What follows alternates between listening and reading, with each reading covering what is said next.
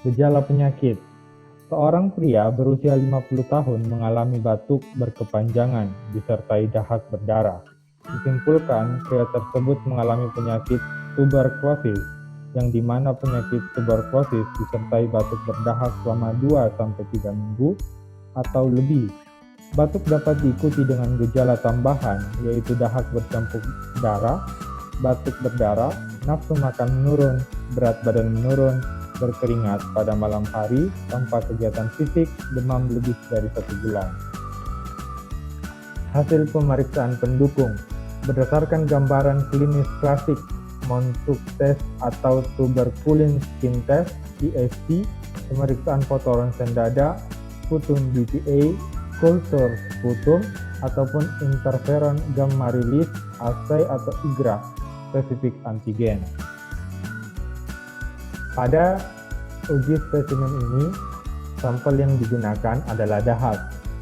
Pertama, kumpulkan 3 spesimen dahak dalam 2 hari kunjungan yang berurutan berupa dahak sewaktu pagi sewaktu. 2. Sebelum diambil spesimen, dahak berkumur dengan air terlebih dahulu. 3. Tarik nafas dalam 2-3 kali dan setiap kali hembuskan nafas dengan kuat. Pot yang sudah dibuka diletakkan dengan mulut dan dahak dikeluarkan ke dalam pot dengan cara dibatukkan dengan keras dari dalam dada. Kemudian pot ditutup dengan rapat. Cara pengambilan sputum atau dahak. 1. Beri label yang jelas mengenai identitas pasien pada bagian dinding sebelah luar pot sputum. 2. Sputum yang diambil harus berasal dari trakea atau bronkus, bukan saliva atau air liur. 3. Pasien berkumur dengan air sebelum mengeluarkan sputum. 4. Tarik nafas dalam 2-3 kali dan setiap kali hembuskan nafas dengan kuat. 5. Letakkan pot sputum yang telah dibuka di dekat mulut dan keluarkan sputum lalu masukkan ke dalam pot. 6. Tutup rapat pot dengan cara memutar tutupnya. Cara pembuatan preparat. Pertama, ambil pot dahak dan objek gelas. Kedua, buat hapusan dahak pada ujung objek gelas. Ketiga, panaskan OC di atas api spiritus sampai merah dan biarkan dingin. Keempat, ambil dahak lalu oleskan merata pada permukaan objek gelas. Kelima, OC dipanaskan kembali menggunakan api spiritus sampai kering dan objek gelas dibiarkan di udara yang terbuka. 6. Setelah setengah kering, buat lingkaran kecil-kecil dengan menggunakan lidi lancip. Fiksasi objek gelas di atas lampu spiritus. 7. Letakkan objek gelas pada rak pengecatan untuk diwarnai dengan pewarnaan Ziehl-Neelsen. Cara pewarnaan metode Ziehl-Neelsen. Sediaan yang sudah difiksasi diletakkan pada rak pewarnaan dengan hapusan sputum menghadap ke atas. Selanjutnya, teteskan larutan karbofluksin 0,3% pada hapusan dahak sampai menutupi seluruh permukaan hapusan. Ketiga, panaskan dengan api spiritus selama 3-5 menit sampai keluar uap. Selanjutnya, keringkan sediaan di atas rak pengering di udara yang terbuka.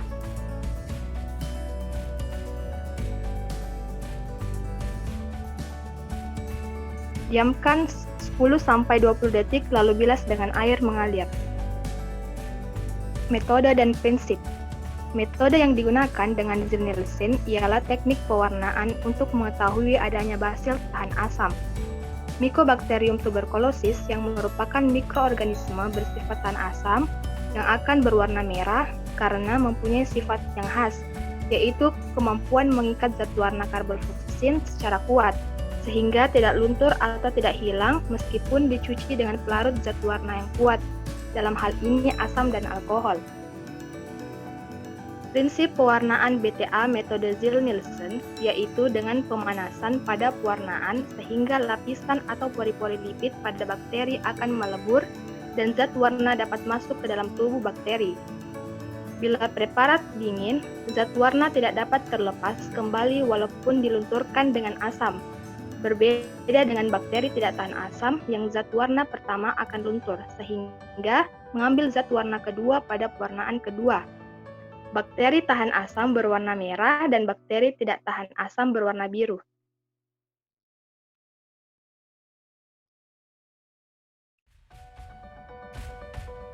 Rekomendasi metode analisis cepat. Metode tes cepat molekuler expert MTB atau RIF merupakan perkembangan alat diagnostik yang dapat digunakan untuk mendeteksi adanya kuman Mycobacterium tuberculosis secara otomatis dengan pemeriksaan molekuler dan juga dapat digunakan untuk mendeteksi resistensi MTB terhadap rifampicin.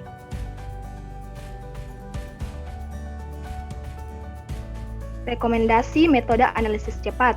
Metode tes cepat molekuler expert MTB atau RIF merupakan perkembangan alat diagnostik yang dapat digunakan untuk mendeteksi adanya kuman Mycobacterium tuberculosis secara otomatis dengan pemeriksaan molekuler dan juga dapat digunakan untuk mendeteksi resistensi MTB terhadap rifampicin.